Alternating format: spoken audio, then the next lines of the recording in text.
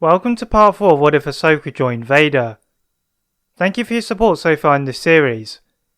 If you haven't seen the other episodes, go watch those first before watching this video. The links will be in the description below. As Sidious sped off to Malachor, he used the journey to search deeper into the Force, as he sought to find his apprentice. He could sense a faint presence, as if he was teetering between life and death. But not life and death of the physical realm, but of severing their connection. So his apprentice was thinking of betraying him, Sidious asked himself. Sidious let out one of his trademark devious cackles.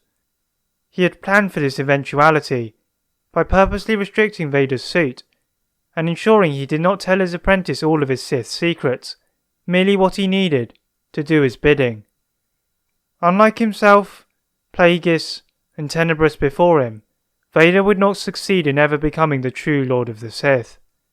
Diverting his thoughts away from Vader, Sidious turned towards the light side of the Force.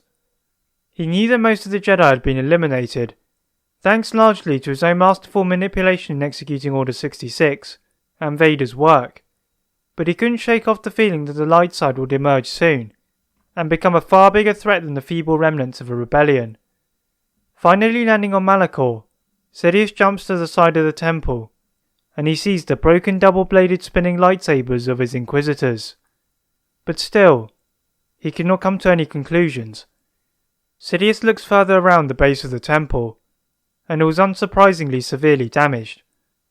Using the Force, he levitates above the foundations of the temple, and he sees that the super weapon has not been activated. However, a holocron had been present alongside the Kyber crystal. Sidious is unsure whether to be relieved or confused. If the holocron had disappeared, it was likely that his apprentice had taken it.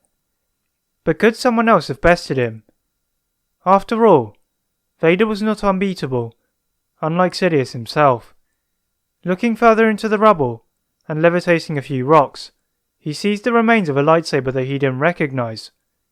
Giving it a good rattle, a small blue crystal pops out.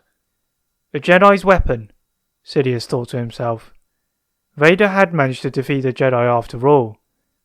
With nothing else on Malachor, Sidious flew away from the planet, using the Force to guide him to his next location, as he wondered how he would locate his estranged apprentice.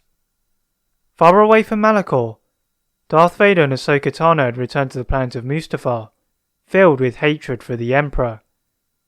Re-entering Vader's fortress, the duo levitate rubble to get back to the vault, whose foundations are fortunately visible. Vader activates his holocom, and summons a dozen of specialist Empire agents to inspect the damage. Whilst the damage is being repaired, Ahsoka meditates, something Vader had struggled to do without the aid of his hyperbaric chamber, and even then, the pain was severe.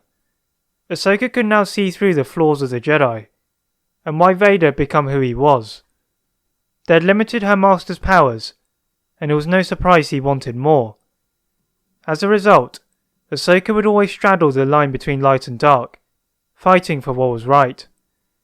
Vader's robotic, intimidating voice brought an end to Ahsoka's musings, as the repairs had thankfully not taken long, thanks to the aid of the Force. Together, they resumed their task of opening holocrons. However, they were not the only duo in the galaxy looking for holocrons. Having missed out on the holocron on Malachor 5, Darth Maul and Ezra Bridger are in the search for other holocrons. Their logic guides them to the Jedi Temple on Coruscant, assuming the holocron vault was still intact. Upon landing on Coruscant, the duo manages to evade the litany of guards at the entrance to the temple. Once inside, they sneak their way around various hallways and staircases, as well as hurdling fallen pillars, all the while sensing an underlying darkness, not associated with the Sith temple beneath them. Finally reaching the entrance of the holocron vault, the duo twisted the handle of the large circular door, but were met with a horrible sight. Someone was already there. "You are foolish to return," muttered the hooded figure, raising a finger at Maul. Then from his robes, he threw a bunch of modulation circuits and a ruined power cell to the feet of Ezra, as Ezra looked at them in confusion. Bending down to pick them up, he chanced to glance upwards at the hooded figure. It was unmistakably the Emperor. As Ezra backed off slightly, the Emperor cackled. This was the beginning of the end. That is it for part 4 of What If Ahsoka Joined Vader. If you'd like to see a part 5, please like this video and subscribe for more what ifs. And as always, leave a comment on what if you'd like to see next. Thank you very much for watching, and see you next time.